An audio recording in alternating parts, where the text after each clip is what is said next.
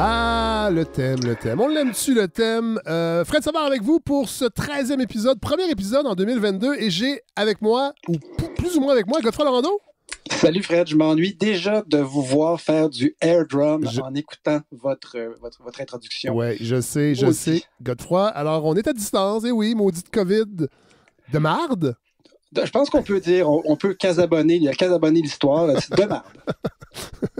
Ouais, alors, et là, il faut le dire, Godefroy, nous avons eu la chance d'attraper la COVID. Oui, mais ça fait pas de nous des gens spéciaux en ce moment. De moins en moins. Tout le monde l'a eu. Ouais. Alors, voilà, c'est pour ça qu'on recommence seulement les épisodes de 2022 le samedi 22 janvier. Ça devait être la semaine dernière, mais j'étais sur le dos en train de souffrir. Évidemment, je dois dire que j'ai déjà eu des grippes plus violentes que ça, mais c'était la COVID. On a testé, tout le monde à la maison l'a eu. On a fait attention pourtant, mais bon, voilà, on le sait. Étrange sentiment de réaliser tout ça pour ça. Tu te dis, ben ça y est, je l'ai. Ouais. Moi, ça m'a choqué. J'étais pas fâché, mais j'étais un peu sur le choc de dire, ça y est, je l'ai attrapé, mon Dieu. Et, ce fut un Noël confiné, isolé, avec mes 2 enfants. Alors, il y a une maman qui s'est ennuyée de ses 2 petits. Il a fallu qu'on reste tout ce temps-là. Mais oui. Mais tout le monde est en santé. Moi, je dois avouer que j'ai eu ma 3e dose cet automne et ça a paru. Parce que je pense que ça aurait été beaucoup plus difficile sans... Parce que moi, normalement, quand j'ai une grippe, là, ça s'en va direct dans les bronches, dû à mon passé de fumeur. Et je dis pas que je serais allé à l'hôpital et tout, là, mais je sentais que c'était... En fait, je sentais que c'était sur le bord de dégénérer, mais... Le vaccin a fait le travail, je dois l'avouer. J'étais content, en fait, d'avoir eu mes doses, sincèrement. On pourrait dire, Fred, que vous avez une vision de tout ça. Oui, effectivement. Parce que si on mettait des chercheurs là-dessus, je ne suis pas certain qu'on pourrait tirer des conclusions. Non, mais c'est mon intuition. C'est bien. On est dans une époque où le ressenti est extrêmement important. Alors, voilà, je suis une personne complexe et j'ai un ressenti. Et mon ressenti me disait que j'étais bien content d'avoir été vacciné. Ouais, mais moi, j'ai pas eu ma 3e dose et j'ai surtout ressenti une immense fatigue. Oui. Mais tout ça est arrivé le 24 décembre. Je pense que c'est peut-être la vie qui m'a fatigué plus que la COVID. On ne le saura jamais. C'est mon ressenti. Moi, j'ai été chanceux. C'était en fait la semaine dernière. J'en sors à peine. Alors voilà. Petit rappel. J'avais dit avant Noël... Je voulais absolument qu'on atteigne le 75%. Je fais un petit mot sur la campagne de financement parce que j'en ai pas beaucoup parlé dans les dernières semaines. Mon désir était d'atteindre le 3/4, le 75% de l'objectif qui est de 80 000 $. En fait, de dépasser ou au moins d'atteindre l'objectif qu'on a eu l'année dernière, qui était de 60 000, et ça a été atteint. Fait que ça, je suis très content. Oui, alors on dépasse là, le 75%. Je sais qu'il y a des gens qui m'écrivent encore pour me dire « Hey, j'ai pas fait mon don, t'inquiète-toi pas, Fred. » Bon, fait que je vais refaire une publication, je pense, sur les réseaux sociaux parce que j'aimerais ça qu'on atteigne l'objectif. Mais au moins, on est au même niveau que l'an dernier. Alors, on peut parler d'un progrès. Tout à fait. Oui, il n'y a pas de régression. Il y a tellement de domaines dans notre vie qui régressent que je suis content que celui-là ne régresse pas. Donc, et de toute façon, l'an dernier, je pense qu'on avait atteint l'objectif au mois de mars. Alors, c'est pas un sprint, cette histoire-là. C'est vraiment un marathon. Et la cadence est très, très bonne. Alors, je voulais... Un autre marathon dans nos vies. Un autre marathon dans nos vies. Alors, et là, il va y avoir des sorties. Évidemment, quand tout ça... La 5e vague a frappé, je me suis dit, non, pas comme l'an dernier où on va être obligé d'annuler toutes les sorties de prévues parce qu'on en a plusieurs sur la Côte-Nord. Il y a Saint-Camille qui est dans les cartons, qui est sûr, on va le faire. Mais bon, on va devoir attendre un petit peu. Mais là, ce qu'on regarde ailleurs dans le monde où Omicron a frappé fort, il frappe fort, mais il quitte quand même relativement rapidement. Je dis bien relativement, donc il y a de l'espoir. Je pense pas qu'on est au même niveau du tout que l'an dernier. Fait qu'on va pouvoir sortir, aller parler de ce qui se passe ailleurs qu'à Montréal avec cette balado-là. Fait que voilà, je vous donnerai les détails et les dates, mais on attend. On attend dans le fond d'être capable de le faire, mais on va le faire, on va sortir. J'ai vraiment hâte, là, pour vrai. Ça a été des montagnes russes, cette pandémie. Puis là, je t'avoue que ces temps-ci, je suis tanné, là, vraiment. Je sympathise. Nous, dans les CPE, Fred, on vient d'avoir des nouvelles directives. Donc, puis ce que j'ai compris avec cette pandémie, ce qui est dur dans la vie, en tout cas pour moi, c'est les transitions. C'est les moments où tu t'ajustes à une nouvelle réalité, tu anticipes des choses, tu sais pas ce qui va arriver. Et les directives qu'on a reçues la semaine passée, c'était que, je ne sais pas si ça va vous dire quelque chose, mais dans le fond, c'est que les enfants qui étaient des contacts de cas, advenant le cas où il y avait un enfant COVID dans une classe, ben, tous les enfants contacts étaient renvoyés à la maison pour 10 jours. Ce qui paralysait les familles et tout, mais qui avait fait... En fait, c'est ça qui est sournois, c'est qu'on a eu pratiquement aucun cas secondaire. Donc, on a évacué tous ces gens-là, tout ce temps-là, pendant 1 an et demi, sans avoir de cas secondaires. Et là, maintenant, on est rendu avec un variant ultra contagieux, dont on parlera à la fin de la chronique, parce que j'aime bien parler de COVID, malgré tout. C'est passionnant. On n'en parlera pas trop, parce que je sais que les gens sont vraiment tannés, mais là, on n'a pas le choix. Oui, mais il y a aussi des gens, Fred, qui me disaient, on a vraiment hâte de t'entendre faire ton petit spot, parce que ça fait vraiment longtemps, mais on ne parlera pas que de ça. Non. Mais Fred, dans les CPS, ce qui a changé, c'est que premièrement, ce virus-là est plus contagieux, c'est évident. Et là, les enfants n'ont plus à être isolés. Alors, s'il y a un cas dans une classe, ben, tous les autres enfants qui sont asymptomatiques peuvent rester. Et ça n'a même pas commencé à être appliqué que déjà, on a atteint un nombre de cas qu'on n'avait jamais eu depuis le début. Et donc, on se Barringtonifie, on dirait. Oui. Hein, la déclaration de Greg Barrington, on en a parlé l'an dernier. Et on n'en parle pas officiellement dans les points de presse, mais on a l'impression que c'est parfois ça qui est un peu visé, cette immunité collective qui est très, très, très... qui ne fait pas l'unanimité du tout dans la communauté scientifique. Je dirais même que ça ne fait pas vraiment pas l'unanimité, mais bon, on verra. C'est là qu'on est rendu. C'est là qu'on est rendu. Mais là, Godefroy, vous avez préparé, en fait, vous êtes intéressé à l'actualité. C'est un peu le mandat cette année que j'avais envie de vous confier, de voir un peu, au travers de vos lectures, qu'est-ce qui retient votre attention. Il va y avoir la COVID, mais il va y avoir d'autres choses aussi, là. Il y a beaucoup d'autres choses, Fred, et surtout, il s'est passé beaucoup de temps. Alors, il y a eu la période du temps des fêtes où j'étais complètement à la fois déprimé, fatigué et covideux. Et les nouvelles étaient, oh là là, mortes. Mais c'est la première fois que je pouvais constater à quel point c'est mort pendant les fêtes. Mon Dieu, il se passe rien, ou en tout cas, il n'y a rien dans les journaux. Mais par contre, là, depuis début janvier, j'ai rarement lu autant de choses intéressantes dans le Devoir, même dans la presse, Fred, ça m'est arrivé. Wow. Puis des podcasts aussi, des podcasts que j'écoute, qui sont souvent pas intéressants, vraiment sont devenus... je les écoute quand même, celui de CBC qui s'appelle Front Burner. Très souvent, je trouve qu'on tombe dans le human interest et de savoir comment les profs se sentent avant la rentrée, c'est quelque chose qui me lasse un petit peu. J'ai besoin de savoir... qu'est-ce qu'il y a derrière l'information. Mais j'ai découvert un nouveau podcast du Globe and Mail qui s'appelle The Decibel. J'ai découvert mon gros coup de cœur, là, vraiment, en pleine 5e vague. C'est le Michael Osterholm Update sur la COVID. Il est rendu à son 86e épisode. C'est le directeur du CIDRAP, dont je parlais tantôt. Ça sonne un peu comme la CDC, si on veut. C'est un centre de contrôle des infections puis d'établissement de politique de santé publique. Et il fait 50 minutes, 1 heure par semaine où il couvre, sur un ton un peu monocorde, un résumé de ce qui émerge. Et il est très, très... il n'y a pas de prétention. Il n'a jamais l'impression d'arriver. J'imagine, après 80 épisodes, on ne sait pas plus ce qui va arriver la semaine prochaine. C'est vraiment captivant. Mais justement, c'était pas la COVID qui m'intéressait le plus. J'ai des journaux physiquement autour de moi, Fred, vous seriez fiers de moi. Il y a des journaux partout. Et c'est pas parce que je fais pas de recyclage. J'ai eu beaucoup de plaisir. Puis...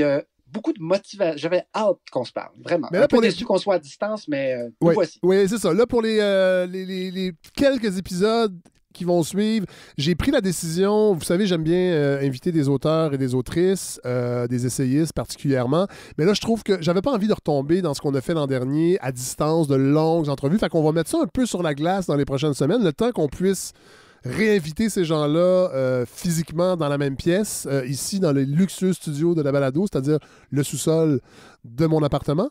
Mais là, votre truc de balado, de découverte, vous allez en parler tantôt, mais je veux que la semaine prochaine, vous reveniez nous parler de Decibels, entre autres, avec extraits et tout, parce que je pense que ça ferait du bien aux gens aussi d'avoir des suggestions de trucs à écouter dans les prochaines semaines.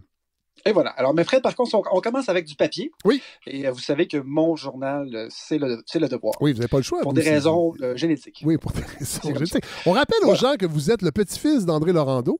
Exactement. Donc, génétiquement compétent pour parler d'actualité. Tout à fait. Et crédible. Crédible, surtout crédible. Et une santé fragile. Un peu comme lui. Fred, de santé mentale, s'entend, bien sûr, parce que physiquement, je suis un roc. Donc, Fred, dans Le Devoir, je remonte jusqu'en novembre, Fred, parce que je sélectionne les articles. Ben oui. Des fois, je ne sais pas à quel moment je vais vous en parler. Oui. En novembre dernier, c'était vraiment captivant. Un article sur la chute radicale de la concentration en oxygène où dans les eaux profondes de l'estuaire du Saint-Laurent. Alors, on se dit, OK, à 300 mètres de profond, s'il y a moins d'oxygène dans le noir abyssal, est-ce que ça dérange? Ce que Le Devoir nous apprend, Fred, à travers les commentaires d'un chercheur de l'Institut des sciences de la mer de Rimouski et aussi de McGill, donc la même personne, c'est qu'on a mesuré des concentrations en oxygène en baisse de 50% en 3 ans. Donc, moitié moins d'oxygène en 3 ans. Et déjà, il y a 3 ans, Fred, on était inquiets. C'est brutal. C'est brutal. S'il se passait ça dans votre appartement, vous le sentiriez passer. Fred, la vitesse de la chute de concentration dans la zone profonde de l'estuaire, c'est du jamais vu depuis 1930. Alors, on est en hypoxie sévère, exactement comme un patient Delta qui arrive à l'urgence et qui est un propal. Alors, on se rend compte que son taux d'oxygène dans le sang est excessivement bas, mais le fond de l'estuaire est en train d'atteindre des niveaux les plus faibles jamais calculés. On est à la limite de résistance de plusieurs organismes vivants qui vivent au fond. Donc, si on tombe en bas de cette limite-là, on dit au revoir crustacés, mollusques, plancton.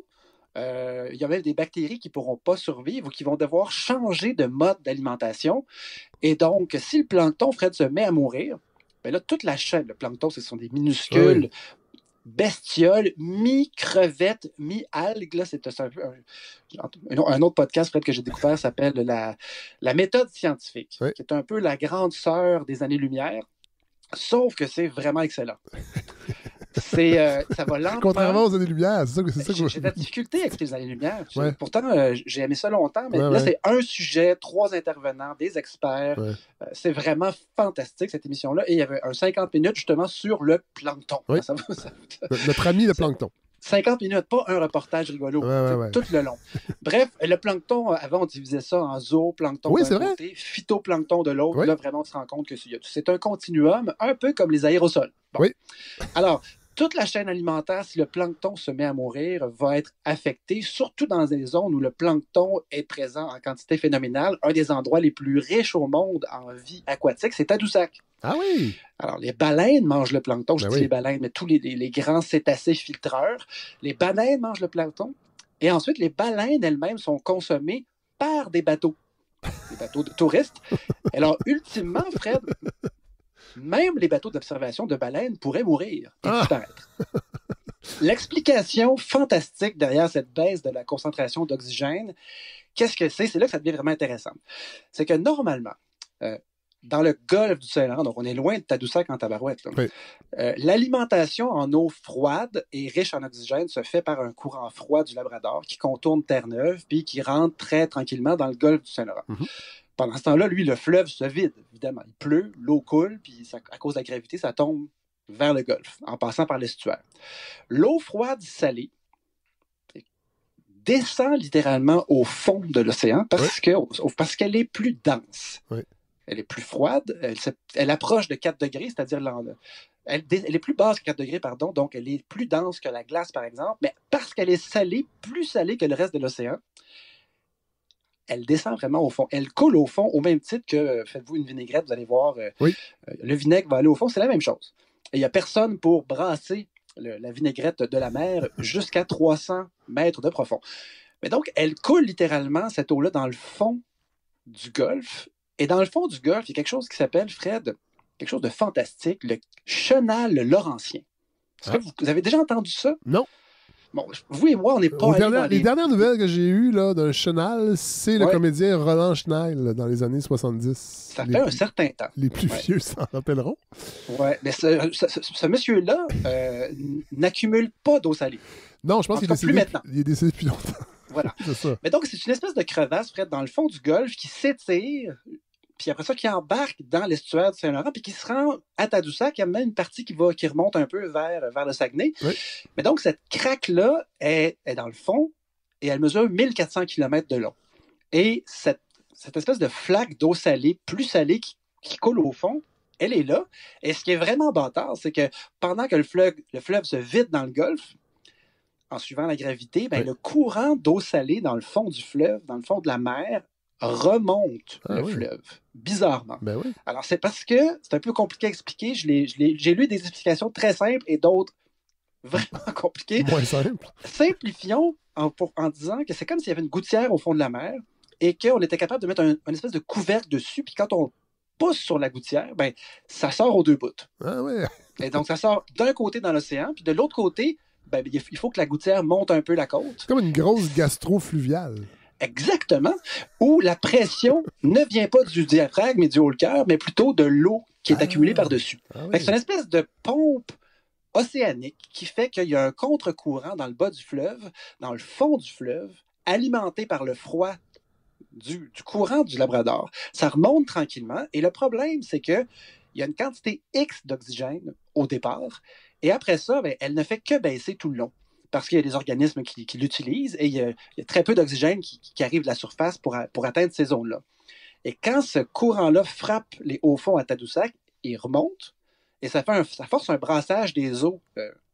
Il y en a quelques-uns comme ça dans des estuaires dans le monde, mais c'est des zones où il y a une richesse marine vraiment incroyable associée au foisonnement de micro-organismes, de plancton et tout ça. Et donc, évidemment, si la quantité d'oxygène qui est dans ce courant-là se met à baisser, là, le problème, c'est que, comme je vous disais, ce qui va arriver, c'est que les bactéries qui sont habituées de consommer les restants des algues, etc., qui sont dans le fond de l'eau, vont tout simplement mourir ou encore se mettre à transformer d'autres choses que de l'oxygène et pourraient produire des toxines, du soufre. Et là, ça commence à être un problème parce que là, tu as mais comprenez-vous, Fred, que le problème vient de l'océan Atlantique, mais on pourrait le ressentir à Tadoussac. Et là, on mesure et on trouve nos pires taux. Et là, c'est vraiment un problème. Là, maintenant qu'on comprend à quel point c'est important la température de l'eau dans l'estuaire, là, il y a un autre article du Devoir, mais cette fois-ci, cette semaine, du 18, on a mesuré que les 3 couches d'eau du fleuve ont enregistré des hausses de température, même la couche la plus profonde, donc incluant celle dans le fameux comédien Chenal. Et si cette couche-là se réchauffe, il y a encore moins d'oxygène dissous à l'intérieur. Et donc, un peu comme l'autre statistique de tantôt, la couche profonde a connu sa pire année depuis 100 ans. Et là, il y a des gens dans le monde qui regardent ce qui se passe dans l'estuaire et qui disent « Oh, regardez ce qui se passe là-bas qui est totalement terrible et menaçant. Ça pourrait arriver dans notre pays dans 40 ans. » Alors, on est cet endroit au monde où ça va pas bien. Alors, pour paraphraser François Legault, on est en avant de la parade. Côté baisse d'oxygène dans le fleuve. Absolument. Wow. Oui, malheureusement, c'est une parade où on meurt à la fin. Bonne nouvelle! Bonne nouvelle, Fred. C'est la fameuse lumière au bout du tunnel qui s'avère finalement être un train. Mais donc, on en a parlé souvent ici, Fred, mais comprenez avec juste cet exemple-là à quel point c'est des systèmes complexes.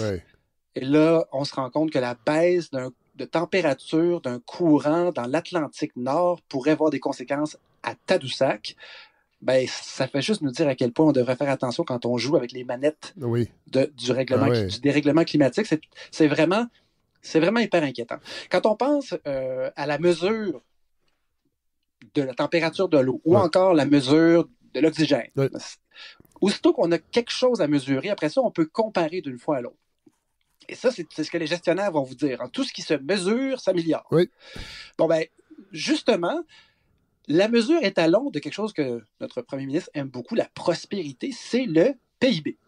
N'est-ce pas? Donc, on s'éloigne un peu de l'oxygène. Alors, le PIB a ses limites, Fred. Il y a toutes sortes d'absurdités liées au en fait, PIB. Ça mesure des choses, mais ça fait en sorte qu'on ne peut pas mesurer autre chose. Et en fait, ça donne pas un portrait... moi, pour être donateur de l'IRIS, il en parle souvent du PIB qu'il faudrait changer, en fait, nos mesures de prospérité, parce que dans le fond, ça ne mesure que l'activité économique avec des chiffres qui sont désincarnés par rapport à la réalité humaine derrière ces chiffres-là. Exactement. Le meilleur exemple, c'est par exemple la catastrophe de Mégantic. Donc, sur le plan humain, ça n'a pas de bon sens. Mais non, c'est une catastrophe troublante, triste, déprimante au maximum. Mais si vous regardez le PIB associé à cet événement-là, ça a sûrement joué dans la bonne colonne. Bonne nouvelle! Donc, il y a ses limites, il y a toutes sortes d'absurdités. Et d'ailleurs, le parti d'extrême gauche, le nouveau parti libéral, l'amiral du Québec, bien sûr, sous Mme Anglade, a fait une sortie en mai 2021 qui m'avait surpris par son manque de profondeur. Vraiment, je l'avais écouté, Fred, à l'émission d'Antoine Robitaille, dont on parle de temps en temps, Là-haut sur la colline. Excellente émission, une quinzaine de minutes par jour, 20 minutes par jour sur la politique, que j'écoute régulièrement, et je cherchais l'extrait, Fred. Et les archives de Cube sont pas évidentes à fouiller. Et qu'est-ce que j'ai fait? J'ai appelé M. Robitaille à l'aide, et il m'a sorti l'extrait lui-même. C'est belle fun. Alors, je l'en remercie énormément. Entre baladistes, absolument, il nous écoute, c'est certain. Et donc, elle parlait donc qu'il fallait s'éloigner un peu du PIB, il fallait voir dans le développement économique d'autres aspects, comme l'aspect environnemental, l'aspect social, et elle disait qu'il fallait aller plus loin que le PIB. Et Antoine Robitaille, donc, la questionnait et il essayait de savoir, mais quels indicateurs pourrait-on utiliser? Et là, elle commençait par dire, oui, le PIB est important, mais il faut trouver autre chose. Et je trouve que sa réponse à quel indicateur aurait-on pu utiliser laissait témoigner d'une préparation assez faible, comme si ce n'était pas un vrai projet. On peut l'écouter. Ben, le PIB, ça mesure, c'est une mesure qui est importante. Faut pas penser que le PIB, c'est pas une mesure qui est importante, mais ça ne mesure pas le progrès. Ça ne mesure pas, par exemple, les programmes en éducation. Ça ne mesure pas les enjeux en matière de santé. Et il y a des index aujourd'hui, des index de progrès qui existent, qui sont utilisés ailleurs, puis qu'on devrait mettre en place ici au Québec, parce que ça nous permettrait de mesurer. Bien sûr, il y a l'aspect PIB, mais il y a tous les autres éléments, Vos préférences pour les indicateurs alternatifs? Les indicateurs de progrès, ce qu'on appelle des indicateurs de progrès, Genuine Index. Il y a différents indicateurs, mais qu'on devrait avoir ici au Québec, qu'on devrait développer ici au Québec. Ça, c'est quand, ça, toi? Ça, c'est en mai 21. OK. Au mois de mai, elle refait quand même l'image du Parti libéral depuis un certain temps, mais pas grand-chose à dire de précis sur le sujet, n'est-ce pas? Non. On appelle ça des indicateurs de progrès. Oui. Donc, pourtant, il y en a. Il y en a ailleurs, mais là, en fait, on n'a pas eu le temps d'en trouver ailleurs. Peut-être qu'elle a finalement trouvé de son côté, mais on ne le saura jamais. Le Devoir, toujours du 18 janvier, une coalition d'organismes propose d'aller au-delà du PIB, justement. Ce qui est vraiment intéressant, c'est sûr que vous avez vu ça passer, Fred, c'est que c'est une organisation qui s'appelle le G15+, un nom tout à fait dans l'air du temps. Et donc, c'est une vingtaine d'organisations, mais ça inclut Équiterre, Fonds d'action, le Chantier d'économie sociale, le Conseil du patronat. Et donc, c'est ça qui est intéressant, là, c'est que c'est des allégeances qui sont quand même plus larges, un arc-en-ciel plus large que ce qu'on a l'habitude de nous présenter. C'est comme si c'était un peu préapprouvé par des gens qui allaient pouvoir l'utiliser ensuite. Lise Bissonnette faisait remarquer, par contre, à Radio-Can, qu'il n'y avait aucun organisme lié à la culture dans ce groupe-là. Ce serait peut-être un élément à rejouer. Maudit bon point. Elle dit qu'elle appelle à ça depuis des années, un indicateur de ce type-là qui pourrait vraiment être utilisé. Donc, les indicateurs forment une espèce de tableau de bord. Il y a 51 indicateurs, 3 grands thèmes. L'économie, donc là-dedans, qu'est-ce qu'on retrouve? Le PIB, mais par habitant. Ensuite, la qualité des emplois. Je vous donne des exemples. Ensuite, du côté social, on évaluerait l'inégalité des revenus, le poids de la culture dans l'économie. Donc, la culture est là quand même. Côté environnement, c'est un inévitable. Donc, on parle des émissions de GES, la consommation d'eau potable. On pourrait rajouter la gestion des pandémies, des choses comme ça. Donc, ce serait comme des données solides qui sont tirées de données issues de l'Institut de la statistique du Québec, donc quelque chose de solide. Et Mme Anglade aurait finalement, maintenant, officiellement, un regroupement d'indicateurs qu'elle pourrait nommer dans une prochaine entrevue. On lui souhaite de pouvoir le faire. Maintenant, on souhaite que cet instrument-là devienne des références. Parce que si ça reste un projet et que personne ne l'utilise, ben, c'est fini, on s'en servira jamais. Mais si ça se met un peu comme l'indice de circularité qui n'existait pas avant et que maintenant on risque de voir de plus en plus pour voir, par exemple, si une économie est uniquement orientée vers l'extractivisme ou si elle est capable de recycler de plus en plus. Il y a des indices comme ça qui apparaissent. Avez-vous entendu parler, Fred, de l'indice de circularité? Non, mais vous avez parlé d'économie circulaire à la balado l'an dernier, je crois. Oui, il y a quelques fois, mais l'indice existe, mais on n'en entend pas encore parler. Mais par contre, il faut bien le mettre sur la table en premier. Et s'arranger pour que ce soit finalement utilisé. Fred, vous êtes dans les médias, vous entendez parler, est-ce que ça a résonné, ça, cette sortie-là? Ben, on a entendu cette semaine, j'ai entendu, en fait, la même portion à Midi Info avec Lise Bissonnette. J'ai vu passer ça dans les médias. Là, après ça, c'est de voir comment les gens en place, les politiciens et les politiciennes vont... parce qu'il faut accepter, dans le fond, ce changement de paradigme et s'éloigner du PIB comme unique indice de prospérité. Sincèrement, quand on écoute François Legault, on a l'impression que ce type de politicien issu du monde des affaires, entre autres, n'a de yeux que pour le PIB. Ça sera à voir s'il va être capable d'intégrer, en fait, ce nouvel indice dans les politiques à venir. C'est dur à dire, là, je pense qu'il est trop tôt, mais j'ai l'impression... C'est potentiel. Oui, voilà. Et moi, en fait, ce que je trouve surtout intéressant, c'est que l'arc-en-ciel d'organisations qui travaillent là-dessus viennent de plusieurs horizons. Ça, je pense que c'est quand même... faut quand même le souligner, c'est intéressant.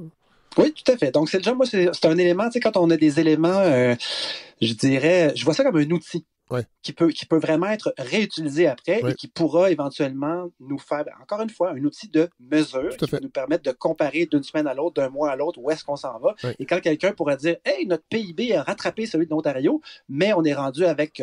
je sais pas moi, 35 000 emplois uniquement attribuables à Amazon dans un entrepôt à Ville-la-Salle, quelqu'un pourrait dire, attendez, il y a un autre indicateur qu'on pourrait consulter et qu'on finira par connaître. Donc, élément intéressant. Parlant d'Amazon, est-ce que savez-vous la proportion du commerce en ligne au Québec qui est accaparée par Amazon? J'ai su ça aujourd'hui et j'étais flabbergasté. OK. La proportion du commerce en ligne accaparé par Amazon, ça doit être vraiment 85 %. Non, c'est moins que ça quand même. Mais c'est moins que ça? 41 okay, 41 %. C'est quand même beaucoup. Tout ce que je vois, les boîtes des compagnies, c'est Amazon. Oui. Mais c'est beaucoup, mais certain. C'est énorme. Mais j'aurais pensé que c'était plus. Un jour, il n'y aura qu'un seul endroit où acheter des choses, ce sera Amazon. Oui, ou le métavers. Et ce jour-là... ce sera un jour triste. Absolument. Oui. Fred, parlant de jour triste, alors, nous vivons ensemble les conséquences de la 5e vague. Oui. On s'y attendait pas. Hein? Il y a des experts qui s'y attendaient, mais moi, je pensais qu'on était passé à autre chose. Ben, sur Twitter, donc, je vous dirais que pour suivre beaucoup d'épidémiologistes et de scientifiques en France, entre autres, il suffisait d'être sur Twitter cet automne pour savoir qu'il y a quelque chose qui s'en venait. D'ailleurs, présentement, il y a une espèce de running gag, là, c'est qu'il y a des gens qui interpellent les politiciens d'ici puis ils disent « Regardez, en Europe, il se passe ça. Est-ce que dans 2 mois, on peut s'attendre à ça? » Parce que la tendance veut que, dans le fond, on est à la traîne de ce qui se fait en Europe, côté COVID, en tout cas pour les infections, les 5e et peut-être même 6e vagues. Alors oui, je pense que on peut... On espérait, en tout cas, Fred. C'est ça qui se passe. Ouais, voilà. On espérait. Ouais. Fred, je m'inspire particulièrement pour cette partie de la chronique du fameux Osterholm Update dont je parlais tantôt. Oui. C'est un podcast que j'ai découvert dans le temps des fêtes. Vraiment une mine d'informations assez consensuelle. Donc, mais par contre, il peut se permettre, lui c'est un détective épidémiologiste qui est le directeur du Center for Infectious Disease Research and Policy, donc le CIDRAP, attaché à l'Université du Minnesota. J'ai fouillé un peu pour voir s'il était financé là, par qui? Par les frères Koch. Il y a des fondations philanthropiques, mais il y a aussi des grosses pharma comme Merck et Gilead. Oui. Et donc, il faut juste en être conscient. Tout à fait. Donc, ce que je remarque, c'est que je détecte pas, mon détecteur à énoncer un peu trop pompé ou un peu trop unidirectionnel n'est pas activé quand j'écoute ça. Il est passionnant. Michael Osterholm, donc, il nous parle, entre autres, d'un des derniers pays à avoir maintenu sa politique COVID-0. Oui. Savez-vous c'est lequel? Ça doit être un pays asiatique. C'est la Chine, Fred. Ah. La Chine a des mesures de contrôle absolument ahurissantes, d'autant plus que les Olympiques s'en viennent. Sérieux, c'est un bon timing. Omicron, ça ressemble à une discipline olympique déjà à la base. Oui. On peut voir ça de toutes sortes de façons. Je vous résume ça en 30 secondes. Lui, ce qu'il dit, c'est garder un œil là-dessus parce que en étant COVID-0, pas grand monde l'a attrapé depuis longtemps. Donc, les variants Delta ont été pratiquement absents de la Chine. Oui. Tout le monde est vacciné ou presque, mais avec des vaccins dont l'efficacité est vraiment discutable. Le Chili pourrait vous en parler. Ben oui, c'est ça, on en a parlé l'année passée des vaccins chinois. En plein ça, et particulièrement face à Omicron. Oui.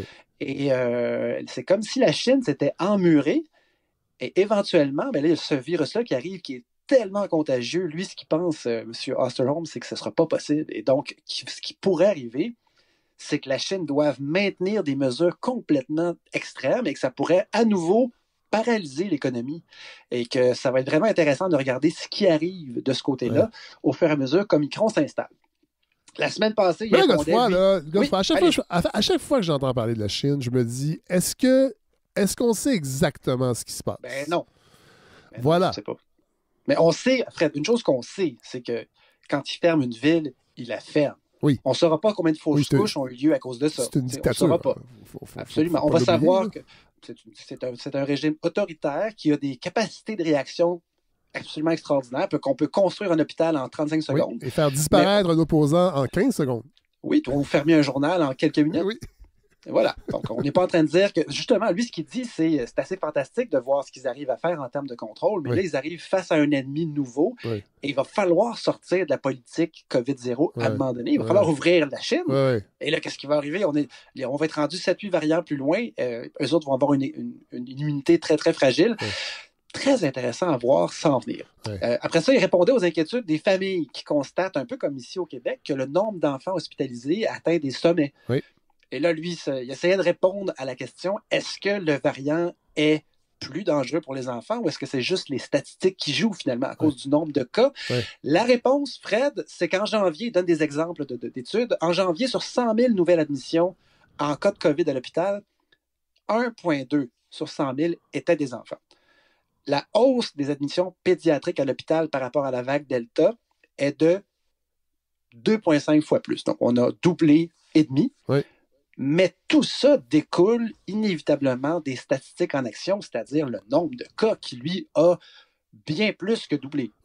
Et donc, on est incapable à ce point-ci de vraiment mesurer si c'est un petit peu plus virulent chez les enfants. C'est quelque chose qui me rassure un peu jusqu'ici, mais il n'y a pas de certitude encore une fois. Et une chose qui est certaine, si je me fie à l'échantillon que j'ai autour de moi, il est plus contagieux chez les enfants, ça c'est certain. On le voit, là, c'est clair et net. Alors, la journée où les CPE changeaient leur politique, Fred, de contrôle dont je parlais tantôt, c'est la journée où l'enfant de 4 ans est décédé. Alors, je me demandais bien si ça allait avoir un impact sur la psyché des gens. On dirait que ça a touché les gens, mais que ça n'a pas fait peur outre mesure. Et quand j'écoute ce monsieur, je me dis, bon, OK, d'accord, j'ai pas le temps, moi, de lire toutes les études qui sortent, et c'est son travail. Et donc, ça semble être relativement sécurisant sur le plan de la petite enfance, qui sont, on le rappelle, ceux qui ne sont pas vaccinés, les 0-5 ans. Mais non, voilà. Et même s'ils voulaient être vaccinés, pour l'instant, ils ne peuvent pas. Il s'amuse aussi à regarder les pays, parce que lui, ce qu'il disait, Fred, c'est que les vagues Delta, un peu partout dans le monde, ont eu des comportements très différents d'un endroit à l'autre. Il y a comme eu des phases de dormance. Le Brésil attendait une phase Delta violente, parce que les autres ont passé au cash plusieurs fois. Et la vague Delta n'a pas eu lieu. Delta est devenu dominant au Brésil, progressivement, et la vague n'est jamais arrivée. Puis à ce jour, personne ne sait pourquoi. Certaines portions des États-Unis ont vraiment flambé avec Delta l'année passée, alors que à d'autres endroits, ça s'est fait progressivement. Omicron semble être beaucoup plus uniforme dans son application partout dans le monde. Partout où ça rentre, à part la Chine pour l'instant, puis comme vous dites, les chiffres sont assez douteux, ça monte en flèche, on atteint des sommets. Vous disiez que ça retombait vite. C'est ce que je croyais aussi, mais jusqu'ici, cette semaine, c'est la première fois que je l'entends en parler, il expliquait que même si la vague est retombée rapidement en Afrique du Sud, le nombre de nouveaux cas quotidiens est toujours bien 16 fois plus élevé qu'il était avant la vague. Et donc, la queue semble s'étirer, même si la pointe, l'extrême pointe, elle redescend. Ce que je vais dire, on le met sous réserve parce que c'est très parcellaire. Mais moi, j'ai lu des trucs sur la protection immunitaire du variant Omicron, c'est-à-dire quand on l'attrape, et pour l'instant, la réponse immunitaire n'est que les études viennent d'Afrique du Sud, qui sont les premiers qui ont été touchés par Omicron. La réponse immunitaire est de seulement 19%, c'est-à-dire qu'on peut facilement réattraper la COVID, même si on l'a eu avec Omicron, entre autres, et ça, c'est vraiment inquiétant. C'est une première, en fait, je pense, de tous les variants, que celui-là, la réponse immunitaire soit aussi basse. C'est intéressant parce que dans le fond, quand ils font ces tests-là, c'est un peu comme pour tester la réaction immunitaire qu'engendre un vaccin. Tout ça se fait en laboratoire et pas dans des humains. On va extraire du sang d'une personne qui a été vaccinée ou qui a eu Omicron. Et ensuite, on va faire des tests et on regarde à quel point, si on ajoute des particules virales, ben, c'est quoi la réaction au labo. Après ça, c'est que la réaction immunitaire peut inclure certaines cellules, des réactions immunitaires plus profondes qui sont difficiles à évaluer en laboratoire. Ouais. Ça ne veut pas dire que la protection n'est que de 17%, mais disons que c'est pas bon signe. Ouais, voilà. C'est un peu inquiétant. On rappelle, on n'est pas les spécialistes. Non, bien sûr, mais non, pas du tout. On sait lire. On sait lire. Et ça prend toujours plus de temps avant de voir dans les faits à quel point il y a beaucoup de cas de réinfection. Oui. Et à ce stade-ci de la pandémie au Québec, on parle, Fred, de l'importance d'avoir des indicateurs de mesure. Oui. On l'a perdu. Mais ça, c'est fou, combien de cas. Mais non, parce qu'on ne trace plus. Terminé. Oui. Et on a perdu la capacité d'avoir un portrait. Et là, on ne fera pas de critique des politiques. Là.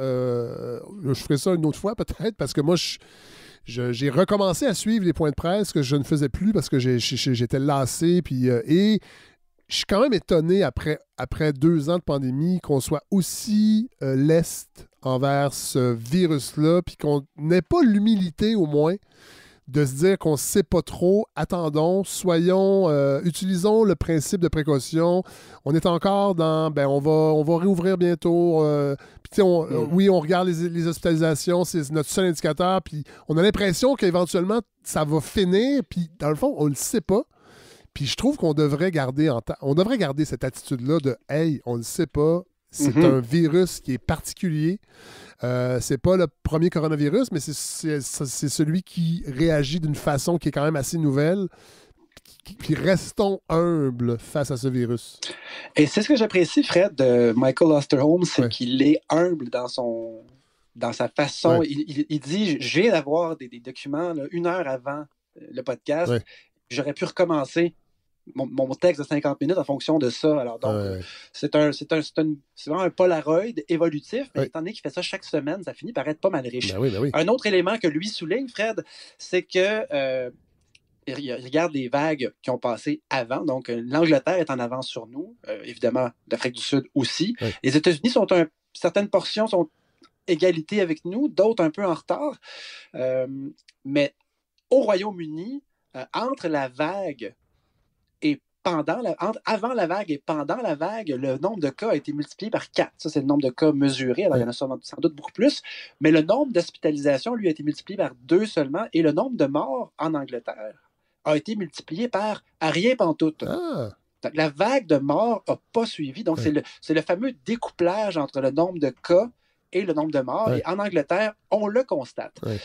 Lui attribue ça principalement à la couverture vaccinale, qui est une des meilleures, principalement le petit plus de la 3e dose.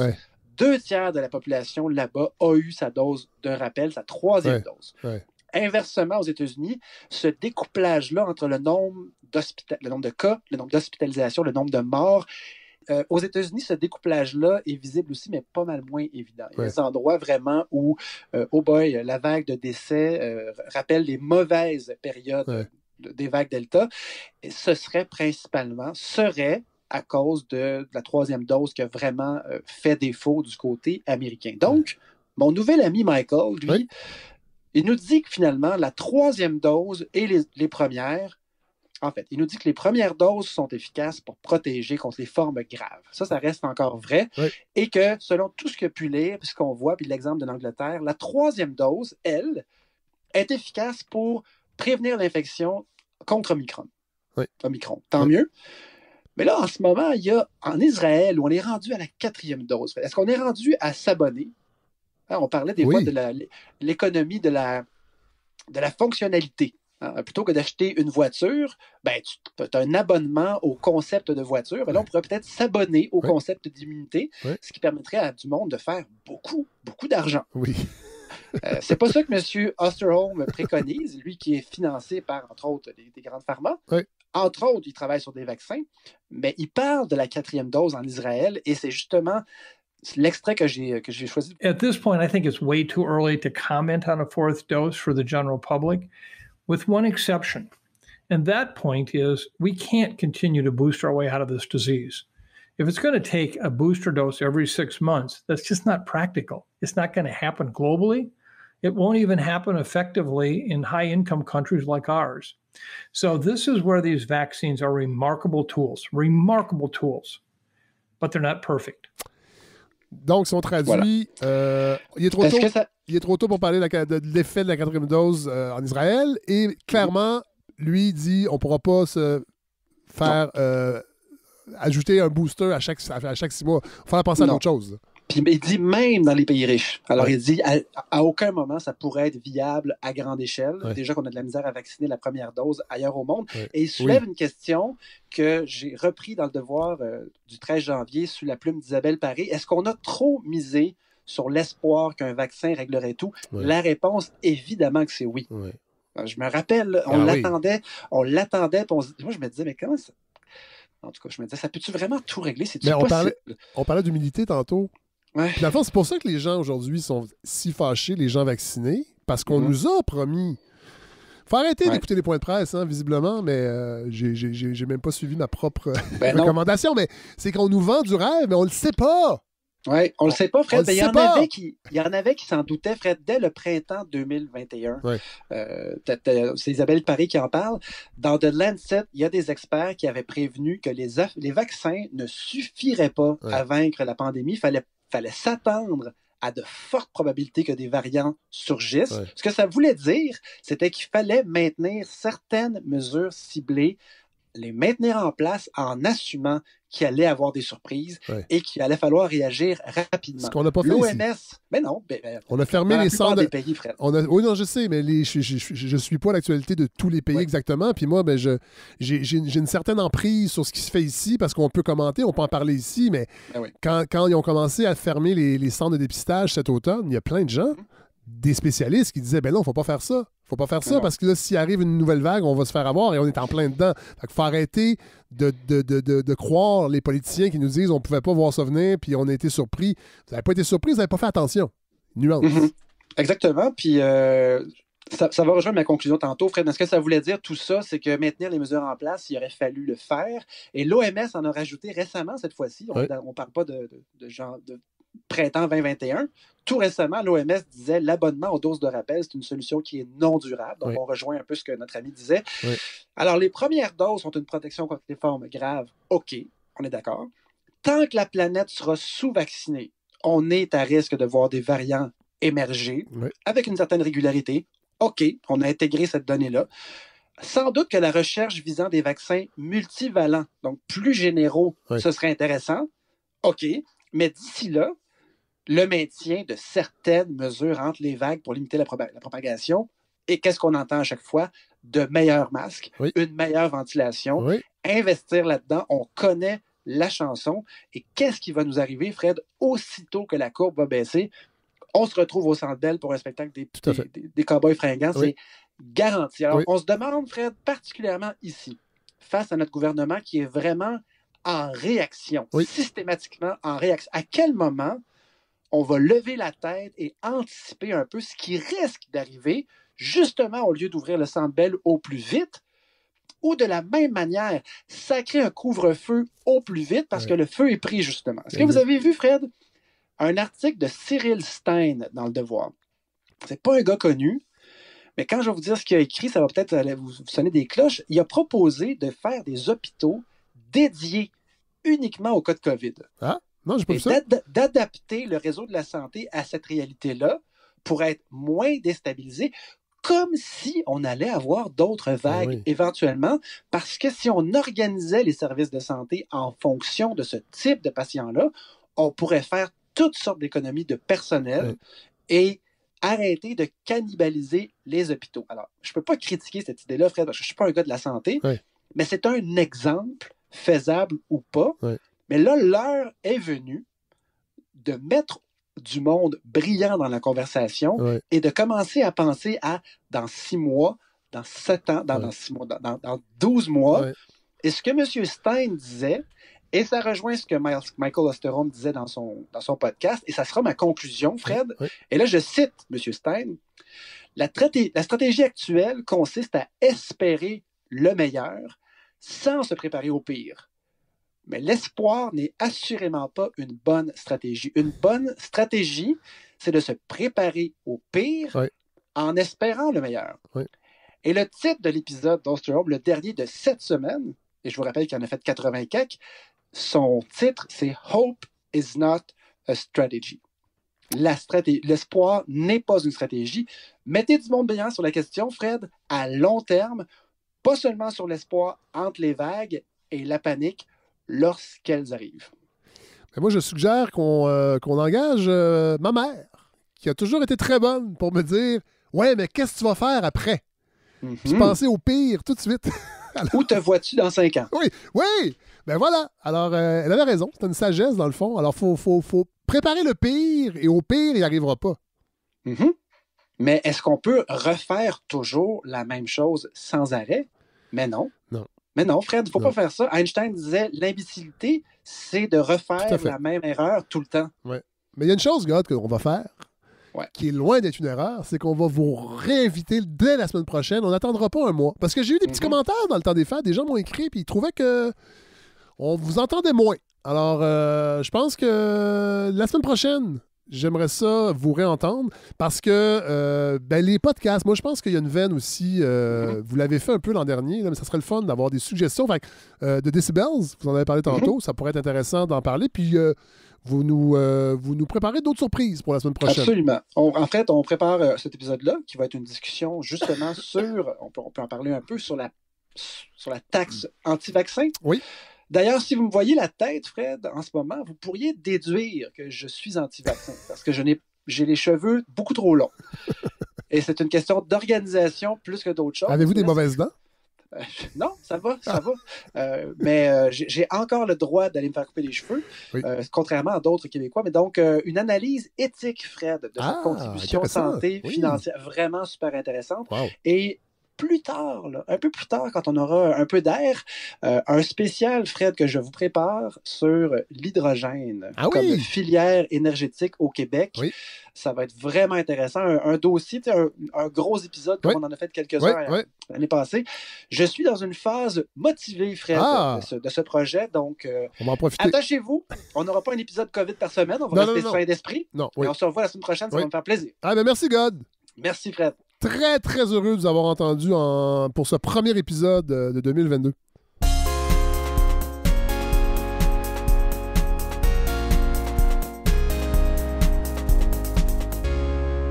Alors, c'est avec beaucoup, beaucoup de plaisir que je retrouve Mathieu Bellil. Bonjour! Bonjour, Fred, ça va? Ouais, ça va très bien. Les gens ne sont pas conscients, mais juste avant d'entrer en onde, on était dans de grosses discussions très animées.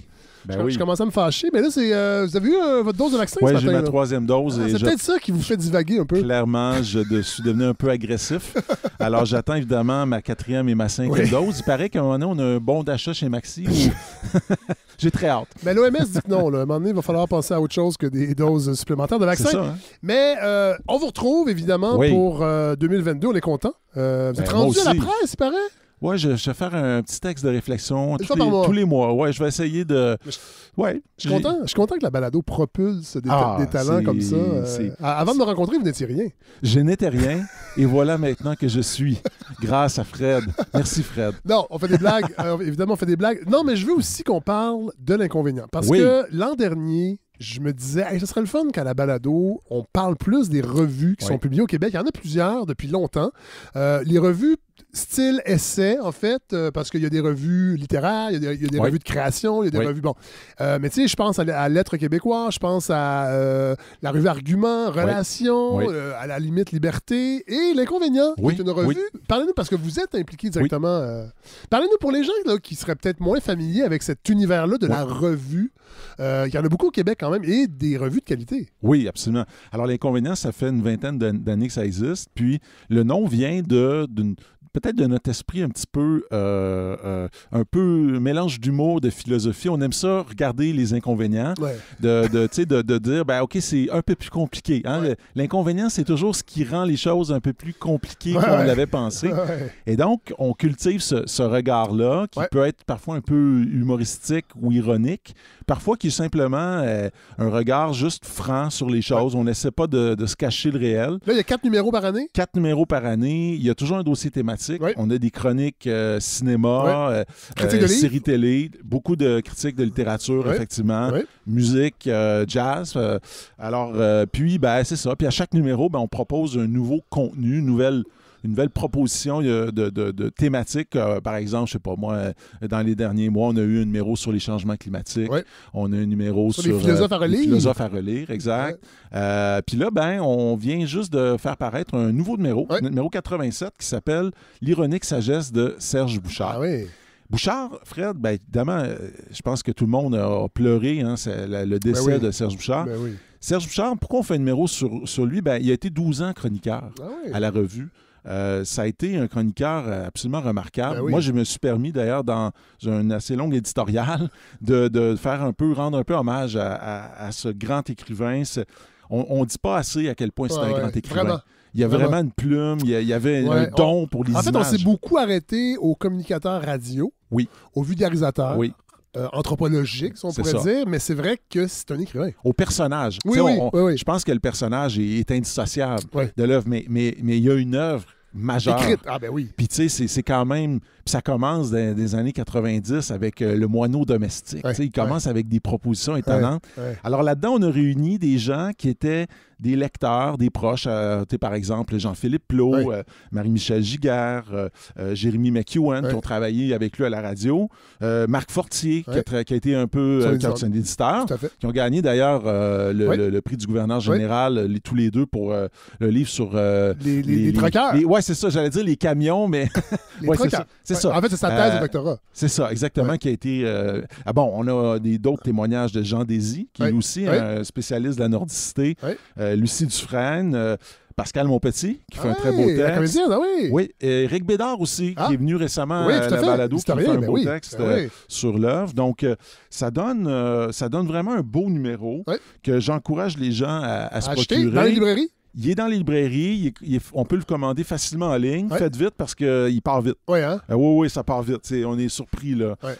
On voulait, d'ailleurs, on s'était dit, on va en tirer plus, mais présentement, les imprimeries nous disent, on est désolé. C'est à cause d'Adèle? On a trop de...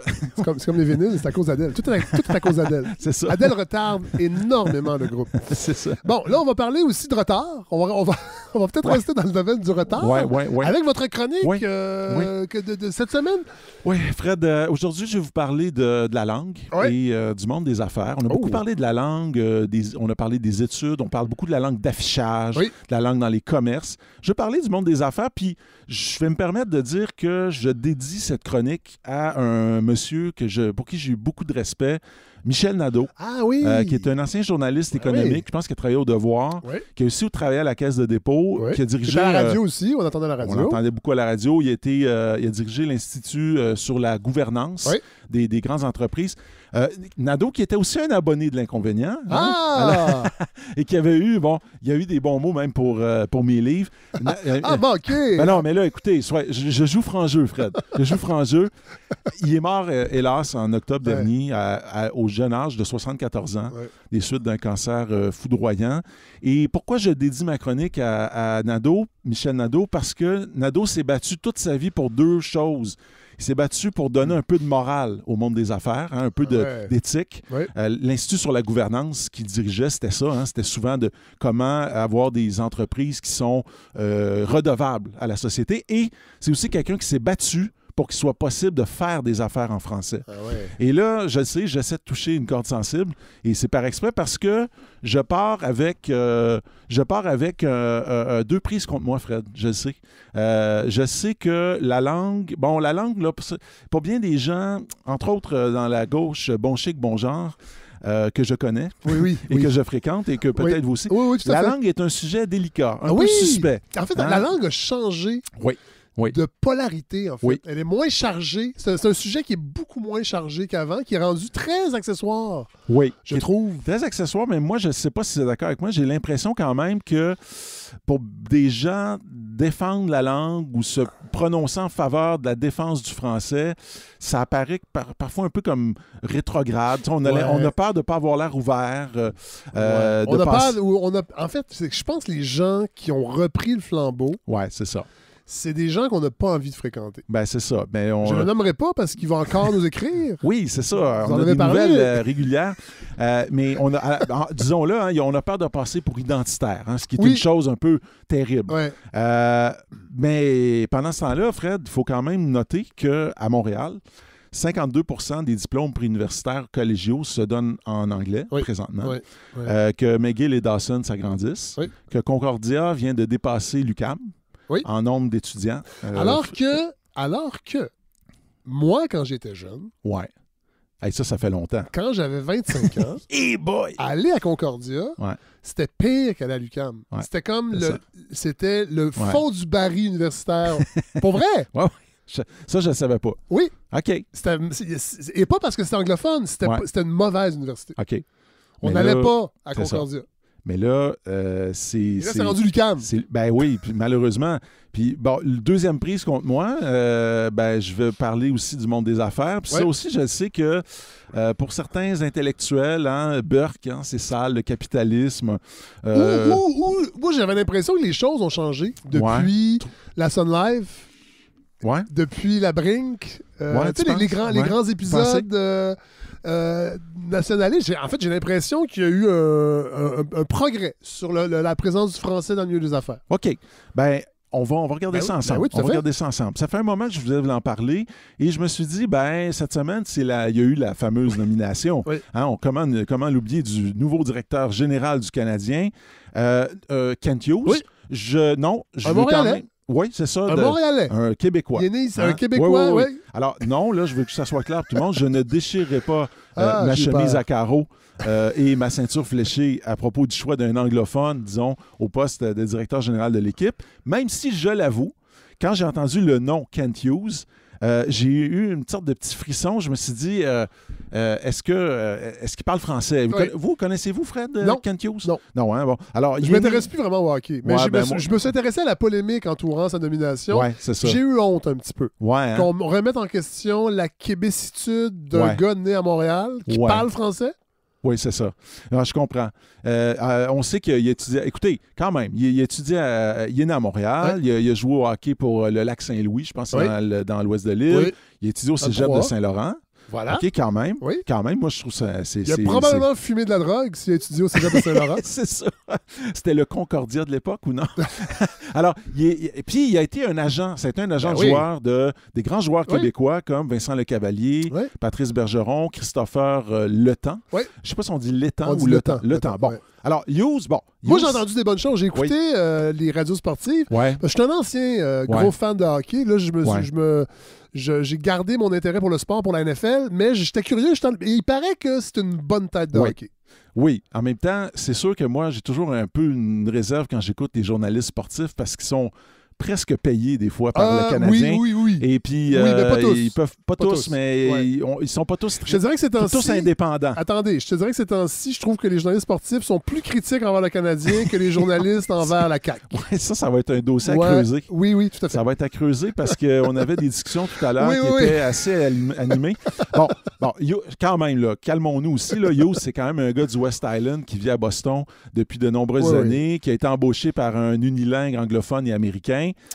Disons, pour paraphraser le slogan du Petit Québec, qu'il n'y a pas beaucoup de nous autres là-dedans. Là. Le Petit Québec qui est fabriqué en Ontario. Oui, c'est ça. Alors, je ne sais pas si... C'est bien ça?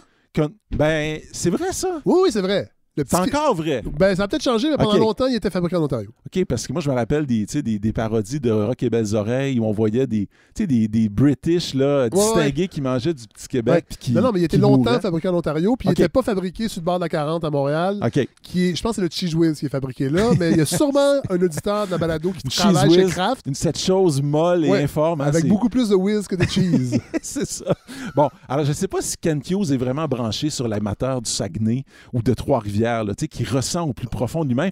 Honnêtement, j'en doute un peu, mais ça a l'air d'un bon Jack. On dit qu'il est très compétent, vous l'avez vous-même entendu.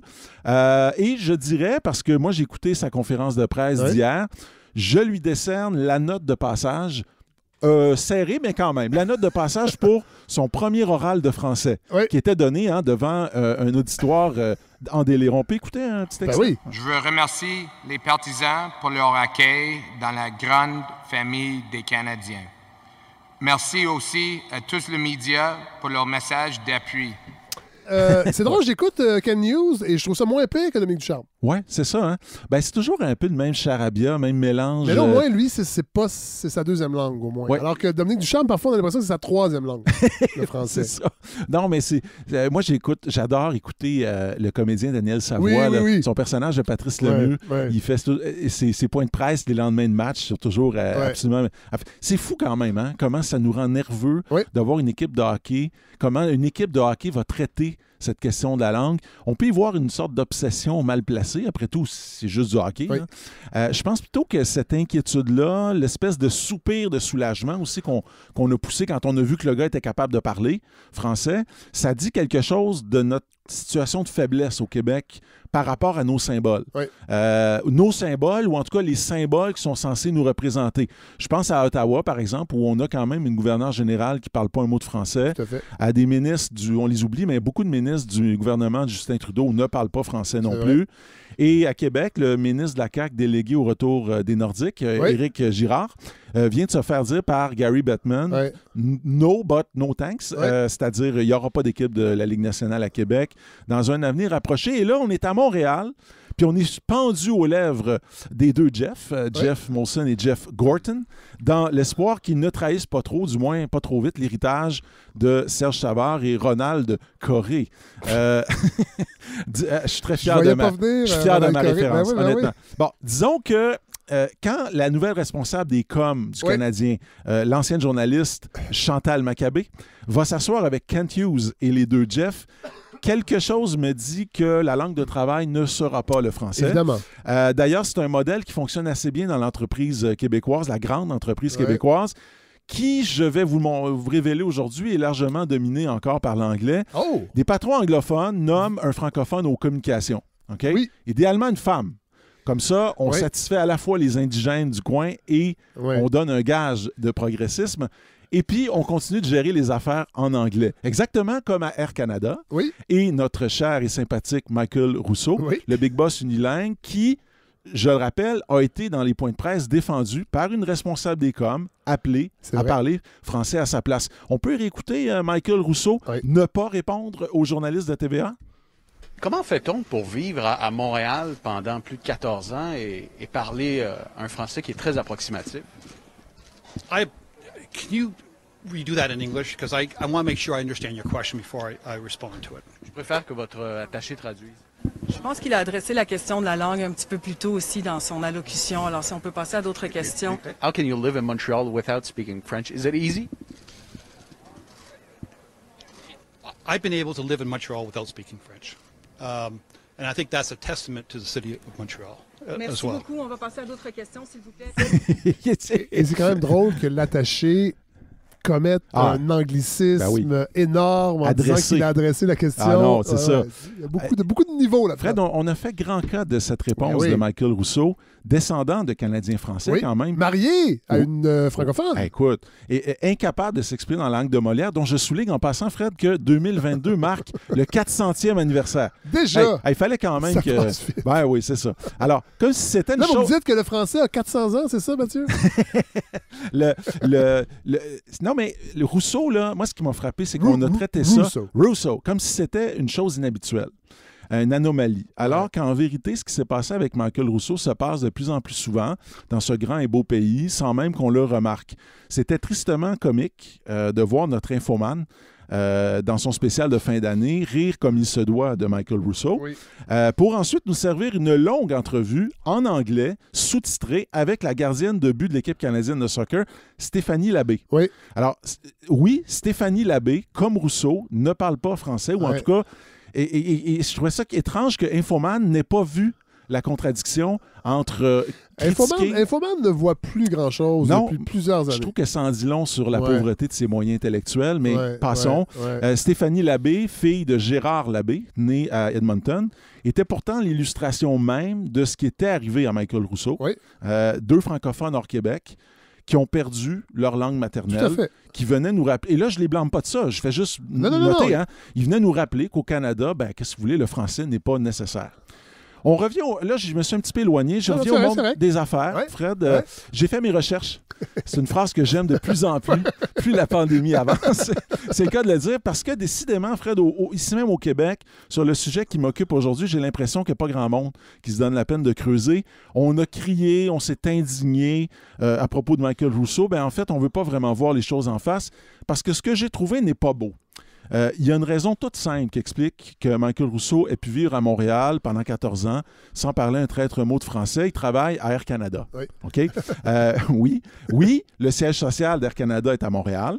Oui, les employés sont des Montréalais et beaucoup de Québécois, évidemment, sont essentiellement québécois. Mais à voir la composition du comité de la haute direction d'Air Canada, on croirait qu'on est à Toronto. Fred, sur 11 dirigeants, hauts dirigeants, là je parle des hauts, OK? Je ne vais pas aller dans les organigrammes, mais les hauts dirigeants, les 11, il y en a 2 qui sont francophones. 2 sur 11. C'est moins de 20 % alors que l'entreprise, je le répète, a son siège social au Québec, à Montréal. Vous me direz, ça s'appelle Air Canada, c'est donc pan-canadien et le Québec compte pour 20 % de la population canadienne, donc on ne va pas s'énerver pour ça. Ouais. OK. Autre exemple, Bell Canada, dont le siège social est lui aussi à Montréal. Okay? Au comité de direction, sur 14 hauts dirigeants, 0 francophone. Ah ouais. Okay? 0 comme dans Ouellette. Vous voyez, mes références de hockey sont écœurantes. C'est quand même assez incroyable quand on pense aux milliards que l'entreprise récolte ici même depuis des années, de tous ces bons Québécois abonnés à Bell Fib. Oui. Okay? Mais vous me direz, Mathieu, c'est Bell Canada. Le Canada, ce n'est pas nous. Ouais. On peut se tourner, on peut s'abonner à Vidéotron? C'est ça. D'accord. Intéressons-nous maintenant au Québec, vraiment, à ce qu'on appelle dans les milieux initiés l'indice Québec 30. Ah, c'est quoi ça? Alors, l'indice Québec 30, c'est un indice boursier formé par les 30 des plus grandes entreprises québécoises qui ont leur siège social au Québec, premier critère, et deuxième critère, sont cotés en bourse. Okay? Cet indice-là, on le retrouve régulièrement dans le Journal de Montréal, dans les pages affaires, là, pour fouetter un peu ou flatter un peu notre ego de Québécois. On dit, regardez, l'indice Québec 30 fait mieux que le reste du Canada, etc. Les Ontariens ont leur O40. Les Colombies-Britanniques. Comment on dit ça? Les Britanno-Colombiens. Ah, mon Dieu. Mes réflexes radio-canadiens ne sont pas rentrés, mais je vois que chez vous, Fred, ça va bien. OK, excellent. Le BC20, Alberta a le AB25. Vous voyez, genre? On comprend. Okay. Alors, le IQ30. OK? Alors, c'est l'indice Québec 30. Il y a là-dedans, il y a déjà eu Air Transat. Ah oui, l'ancienne compagnie de notre premier ministre. Oui, de notre premier ministre. Et on a plein de fleurons là, du Québec.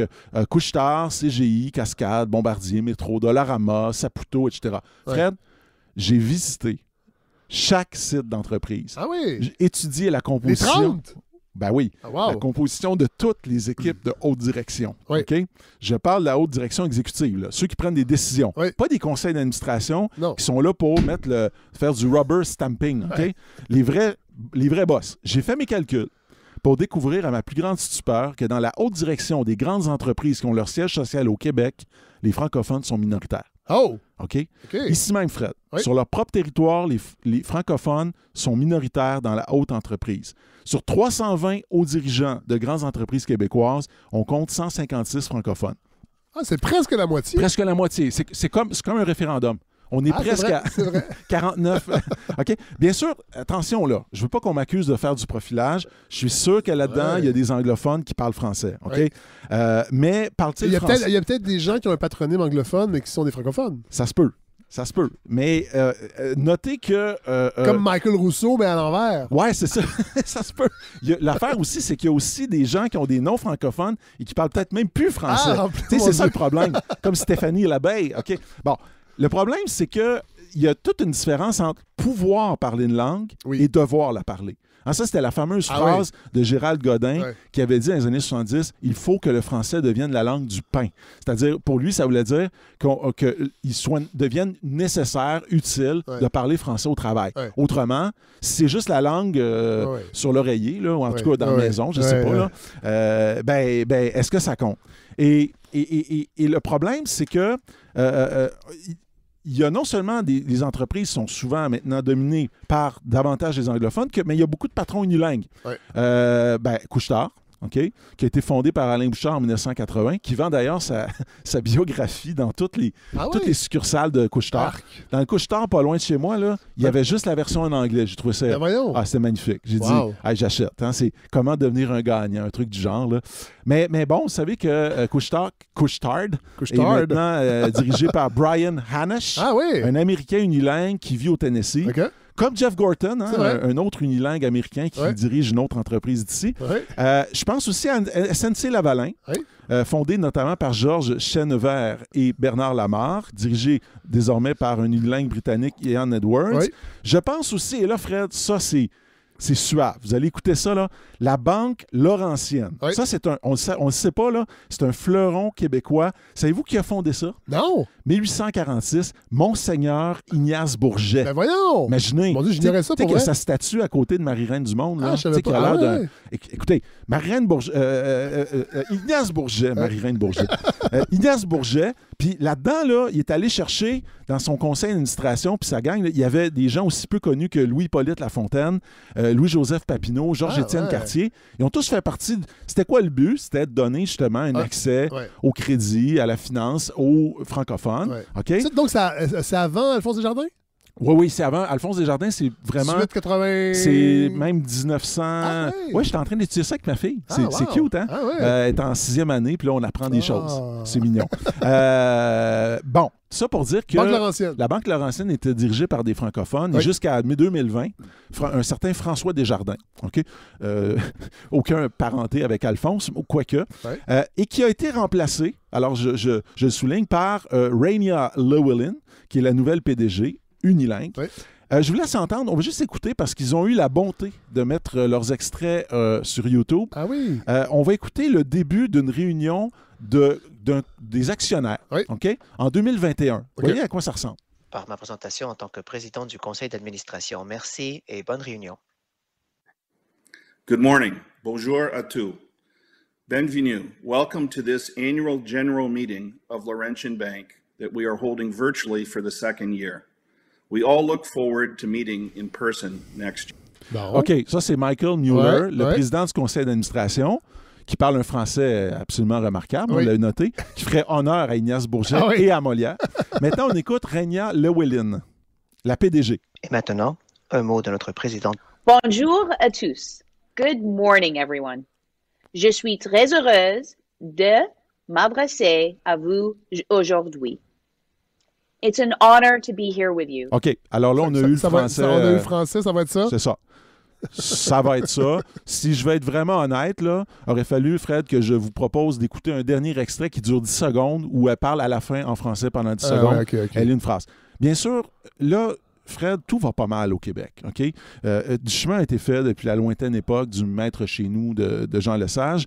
Qu'on les aime ou pas, hein, parce qu'on peut ne pas les aimer, il y a encore des vrais fleurons du Québéking comme Québécois, Banque nationale, Industrielle Alliance, Cascade, Continentale. Bon, il y a encore des entreprises, il y a des comités de direction majoritairement francophones.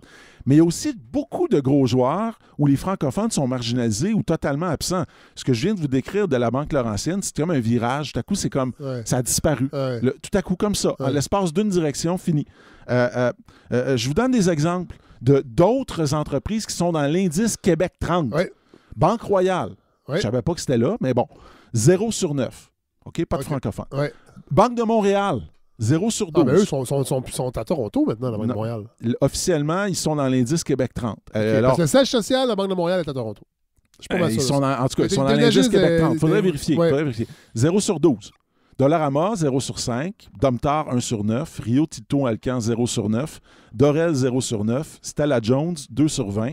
Télésat, entreprise qui conçoit des satellites au Québec et qui vient d'obtenir 400 millions du gouvernement Legault, 0 sur 9. SNC Lavalin sur le boulevard René-Lévesque, 2 sur 13. Et tiens, Molson Coors, 0 sur 8.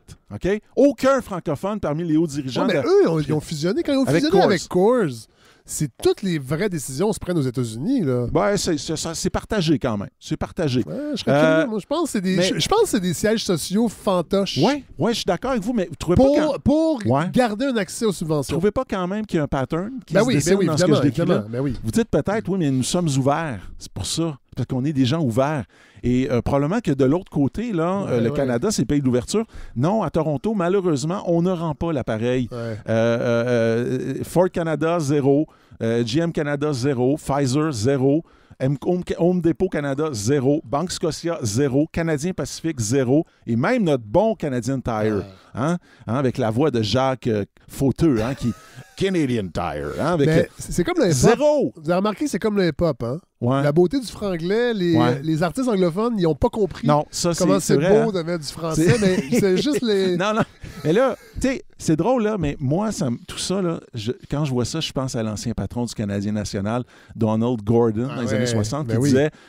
tant que je serai président du Canadien national, il n'y aura pas de vice-président du CN. Ils sont pas bons. Canadien-français, ils sont pas bons, ils ne comprennent pas, OK? Moi, je me dis qu'il y a bien des gens dans le monde des affaires québécois qui semblent penser un peu ça. Ils diront pas, n'en déplaise à Mitch Garber, Thomas Mulcair ou Robert Liebman, les faits parlent plus fort que les déclarations d'intention.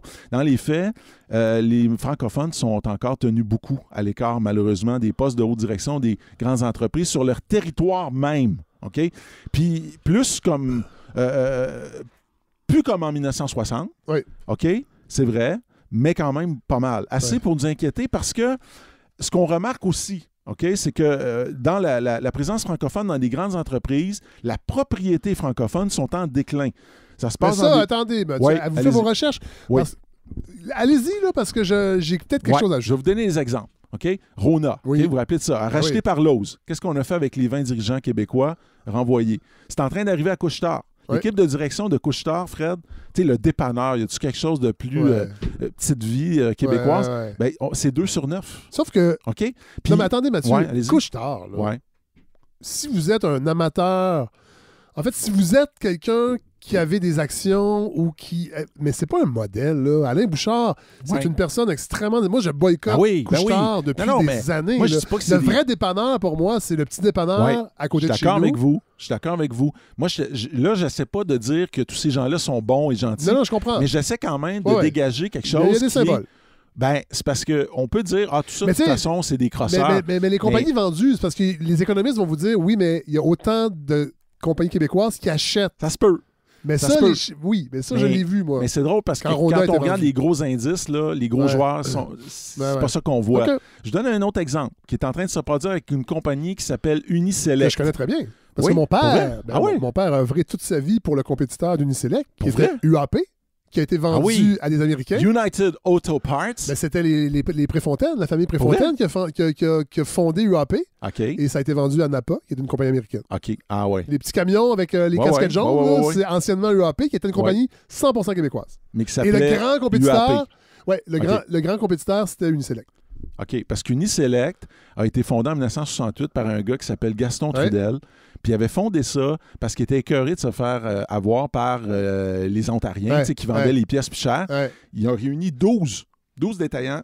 Ils ont fondé une entreprise. Ils ont appelé ça Uniselect. UAP, c'est plus vieux, là. Ouais, OK, c'est ça. Bon. Mais en tout cas... ça doit être sur la biographie du site web d'Uniselect, là, mais il y avait des francophones. Les Préfontaine... avait UAP. Mais OK, non, mais de toute façon, il disait... Non, mais il n'était pas en train de dire qu'ils étaient les seuls. Il était en train de dire que ce que je veux dire, c'est cette histoire-là, Uniselect, c'est un geste nationaliste. C'est nous autres, on va prendre le contrôle de nos affaires. Ben Fred, je suis désolé, mais l'entreprise de Boucherville ne compte plus qu'un seul haut dirigeant francophone. Savez-vous pourquoi je fais ce topo-là, Fred? Parce que je sais que le gouvernement de la CAQ a fait du nationalisme économique son pain et son beurre. Nous, là, et puis on a entendu ce discours-là, on l'entend depuis que la CAQ est arrivée. C'est quoi l'obsession du premier ministre? C'est rattraper l'Ontario. Se faire réélire. Oui. C'est la vraie obsession de François Legault.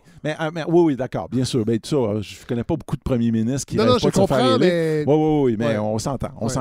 Mais c'est quand même, je veux dire, en gros, c'est comme le projet de société de la CAQ. C'est devenir comme l'Ontario, c'est-à-dire plus riche. On pourrait presque dire « Make Québec, Ontario at last ». Peut-être pas « again », parce que bon... Mais sauf que si on fait rien pour permettre aux Québécois de mieux contrôler leurs affaires, si sur leur territoire même, les francophones sont minoritaires dans les postes de décision, je vois pas comment on va y arriver.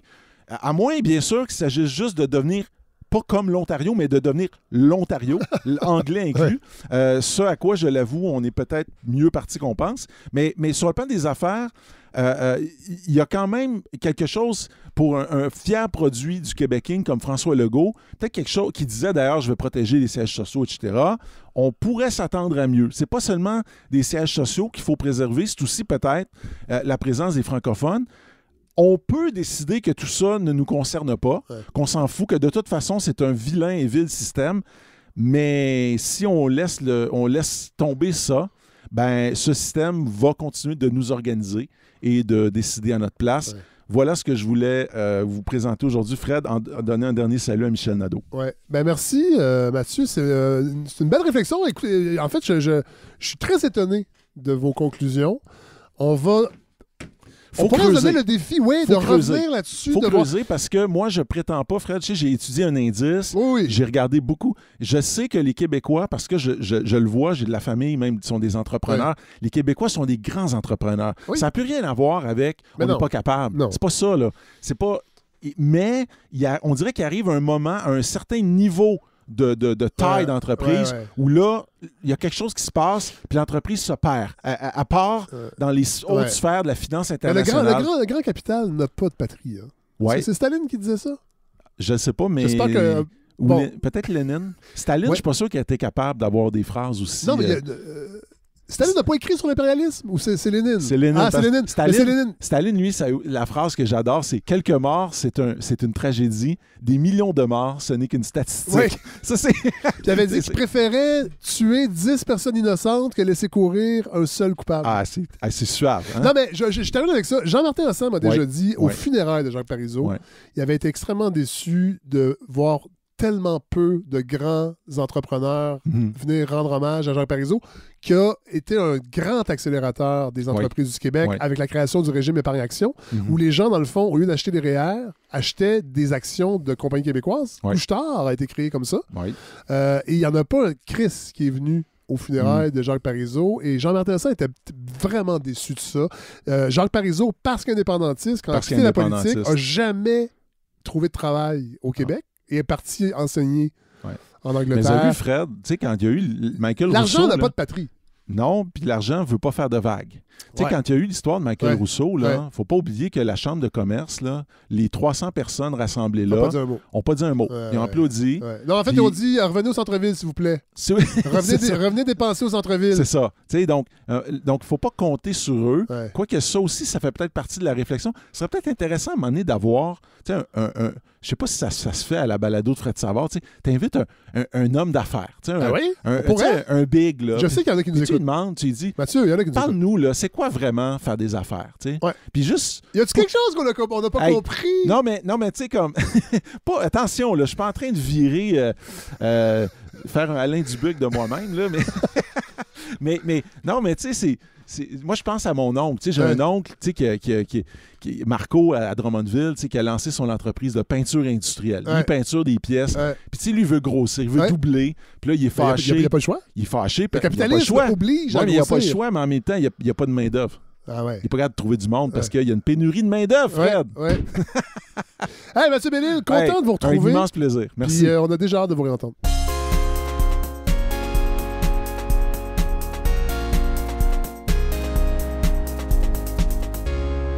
Alors, c'est sur cette note que se termine ce premier épisode 2022 de la balado, 13e de la saison 4. Il y en aura, j'espère, une quarantaine. C'est ce qui est prévu, mais avec la pandémie, on ne sait jamais. J'avoue que je t'aboute. J'ai hâte de retrouver une vie normale, ne serait-ce que pour la balado, parce que c'est plus difficile de réorganiser les effectifs. Je pense à Marie-Gabrielle Ménard, qui est notre nouvelle chroniqueuse art visuel, danse, les shows. On était sur une lancée cet automne. Là, tout est sur pause. Bon exemple, cet épisode-ci, à l'origine, avant Noël, ce qui était prévu, c'était d'aller voir l'adaptation théâtrale de Deux femmes en or et de recevoir Catherine Léger, celle qui a fait l'adaptation, en entrevue. On était super excités. Bon, évidemment, ça va être remis au printemps, mais tout ça pour dire que il y avait des belles choses qui s'en venaient pour le début. Cela dit, je suis très content de l'épisode qu'on vient de faire. Là. Il faudrait pas que Mathieu et God m'entendent, mais j'ai l'impression de rejouer encore dans le même film. Je sais que c'est la même chose chez vous. On est tous tannés. On a hâte que tout ça se régularise et qu'on puisse recommencer à vivre normalement. Je vous remercie d'être encore à l'écoute. Vous m'avez écrit en grand nombre dans le temps des fêtes. Ça fait vraiment plaisir pour des suggestions, des commentaires. J'ai même parlé à du monde au téléphone, des gens de la communauté, par téléphone. C'est plus rare que je fais ça, mais voilà, c'est vraiment la beauté de ce projet-là. Je rappelle pour les donateurs de 60$ et plus, parce que je sais qu'il y a beaucoup de nouveaux auditeurs et de nouvelles auditrices qui se sont ajoutés cet automne avec la campagne de publicité qu'on a fait, entre autres, en affichage extérieur à Montréal et sur les réseaux sociaux, au Devoir, entre autres. On a acheté de la publicité au Devoir. Et je rappelle que, évidemment, toute contribution est bienvenue. La balado, elle est gratuite. On se base... On s'appuie en fait sur les dons des donateurs, des auditeurs et des auditrices. Voilà. Et nous, ce que je suggère, moi, c'est qu'une saison, c'est 60$, ce qui revient à peu près à 1,50$ l'épisode. Évidemment, si vous voulez donner moins, vous pouvez donner seulement 25$. C'est toujours extrêmement apprécié d'avoir toute forme de contribution. Mais pour les gens qui donnent 60$ et plus, vous avez accès à l'espace privilège sur le site de la balado, sur lefredsavard.com, et vous vous connectez. Si vous donnez 60$, vous pouvez vous connecter. Il y a des fois, il y a des petits glissements technologiques. Vous m'écrivez, je règle ça très rapidement. Mais vous avez accès à des épisodes exclusifs. Brouillon de culture, c'est le nom de cette balado destinée aux donateurs. Et je rappelle que juste avant Noël, on a déposé dans l'espace privilège cet épisode sur la vie et l'œuvre de Daniel Lanois que j'ai enregistré avec Luc Bérard de l'Oblique. Il y aura d'autres épisodes qui s'en viendront. Voilà. Alors, je voulais vous le rappeler, la campagne qui se termine jamais, dans le fond. On est à 75% de l'objectif. 80 000$ l'objectif cette année. Pour que tout le monde soit payé à des tarifs qui sont équivalents à ce qu'on retrouve ailleurs, en radio. Ça, c'est vraiment important pour moi, pour que tout le monde soit payé, pour qu'on continue de développer le projet, qu'on puisse sortir en région, qu'on développe le site Internet, qu'on fasse vivre ce projet-là qui vit grâce à vous. Puis je voulais en profiter pour vous remercier, vous souhaiter une excellente année 2022. Nous, on se retrouve la semaine prochaine. Godefroy qui va revenir nous faire ses suggestions balado. Ça, j'ai très hâte.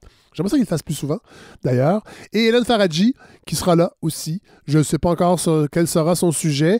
On est tous à distance, encore une fois. Alors, pour les auteurs et les autrices, comme je disais en intro avec Godefroy, on va attendre un peu, là, à moins que ça s'éternise. Je reviendrai à des longues entrevues à distance, mais j'aime tellement ça être dans la même pièce. Il y avait Marie-Hélène Voyer qui devait venir parler de son essai L'habitude des ruines sur la laideur au Québec. Il y a plein de ces entrevues-là que je vais devoir décaler. Alors, je vous demande d'être compréhensif, d'être patient. Je sais que vous avez l'air, mais j'avais envie de vous le dire parce que je me sens mal un peu. Je mets la barre haute pour ce projet-là. J'ai pas fini de la mettre haute, la barre, parce que j'ai encore plein de choses que j'aimerais améliorer. Et voilà. Mais je vous sais patient et à l'écoute. Et ça me fait vraiment plaisir. Ça me fait chaud au cœur. Alors voilà. Je vous souhaite une excellente semaine. Puis on se retrouve la semaine prochaine dans vos oreilles. Salut!